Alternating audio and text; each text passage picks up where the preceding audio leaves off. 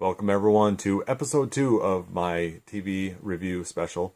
This is for Fear the Walking Dead, episode 2. So, once again, I want to let everyone know that these are going to be spoiler reviews. I'm going to talk about the episode, I'm going to talk about either the deaths in the show, I'm going to talk about the plot, where it's going, characters that we're hoping to see that we haven't seen yet. So, if you don't want to be spoiled, go ahead and stop the video, save it for later.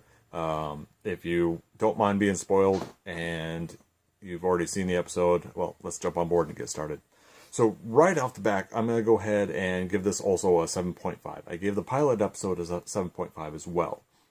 7.5 to me means that it was enjoyable, makes me want to come back and see the show. There is enough excitement and energy in it that I feel like the whole series is going in a good direction so far.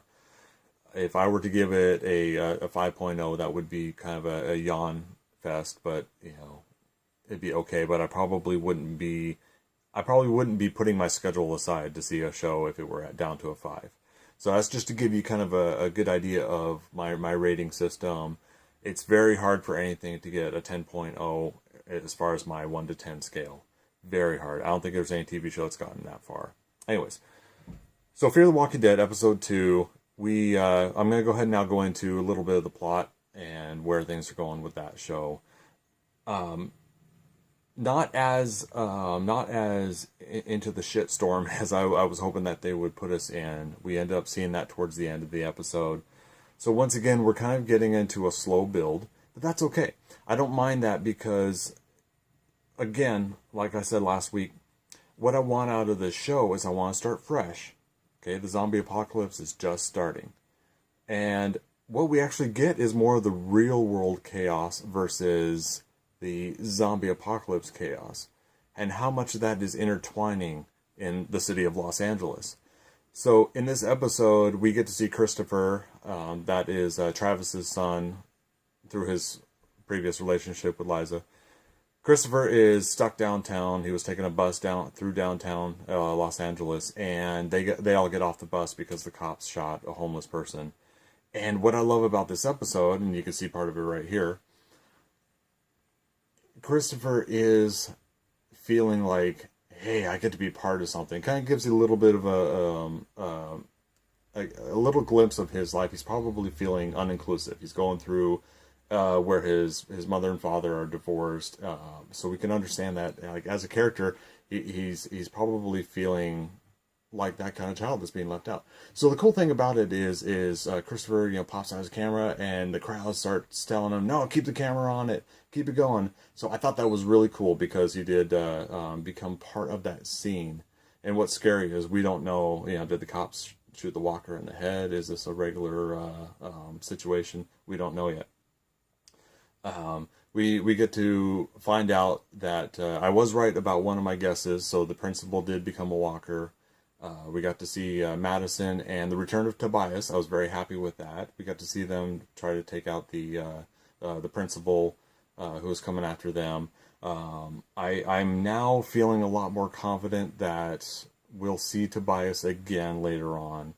He might end up still being kind of a plot sacrifice, an emotional moment for Madison.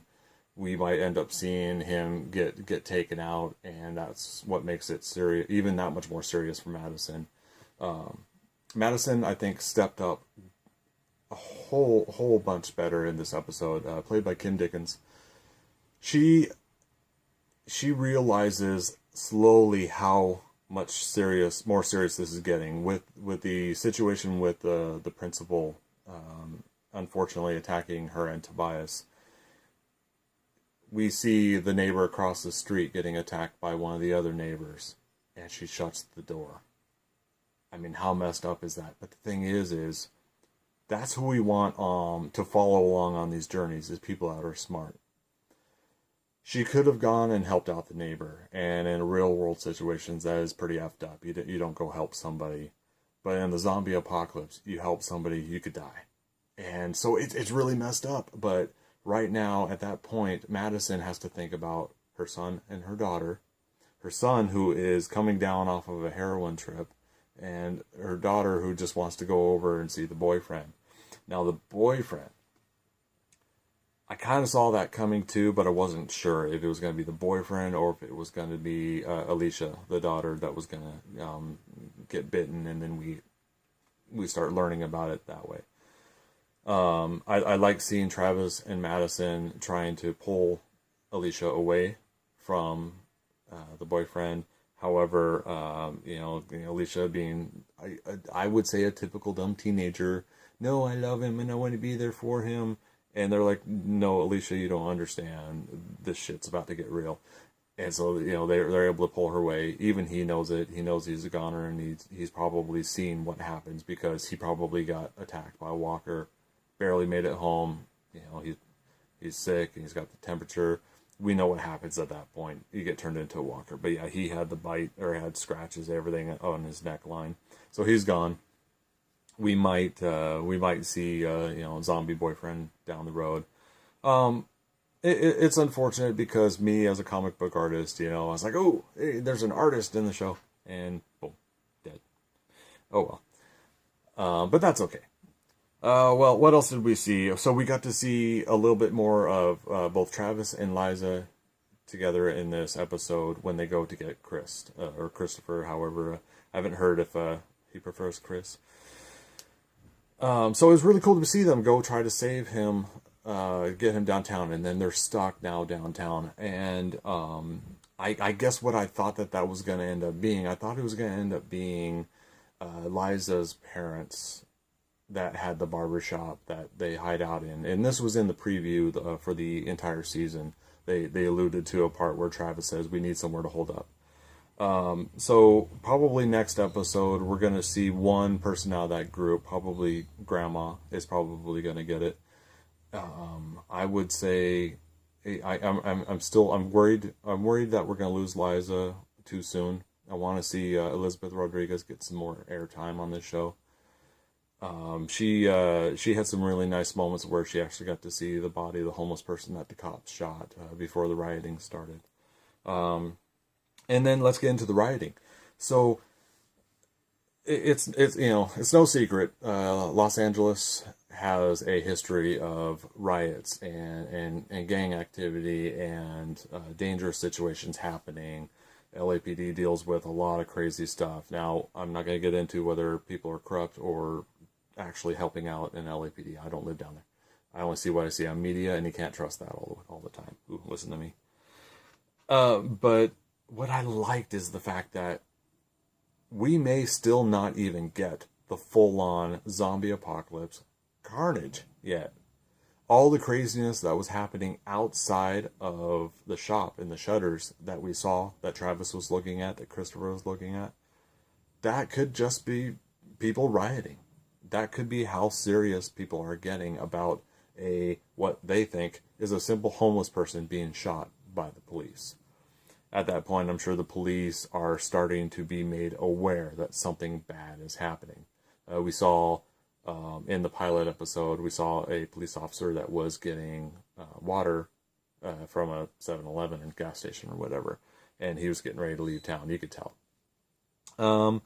So yeah, the episode was good. It kept the momentum going. I like that we did get a little bit more time with some walkers, but we didn't get the full-on carnage apocalypse yet. And I'm recording this a couple days later again, and I'm reading chat boards, I'm reading people's opinions, I'm talking to some people that I know, and it's not going at the pace that other people want. And I am a little bit worried that even though that pace is okay for me, I like the build-up, I'm worried that the show might end up diving in ratings because of the slow pace that it's being set at. And that, I don't think that's really the fault of the show. I think that's just the fault of, not even a fault. I think that is just the overall expectation of TV audiences. We got to watch 5 seasons of The Walking Dead, and we got to see the carnage and the craziness. But I think we forget there's a lot of episodes of plot development and character development, and in times where there weren't really that much walkers. They were off in the background somewhere and maybe getting sniped or something like that. But there were times where we were worried, is Carl in the house? Is Shane still trying to get back together? Just like we forget sometimes that there is a overall drama story in the zombie apocalypse. It takes place in the zombie apocalypse. It takes place seeing how people go from their normal lives and shift into what they're dealing with. So I like the direction it's going. I like the build up. I am anxious that hopefully by next season we might. I'm hoping that they skip ahead at least 6 months to a year between season 1 and season 2, or that we do at least show the massive carnage and chaos that we would deal with in the city of Los Angeles. The thing that we saw with Rick. The thing we saw with Rick in the pilot episode of The Walking Dead was he woke up out of the coma. Things had already happened. He went through with what he went through and got out of town and was going into Atlanta. And he, in that scene where him and the horse going after the helicopter, come around the corner and there's hundreds of walkers. Hundreds.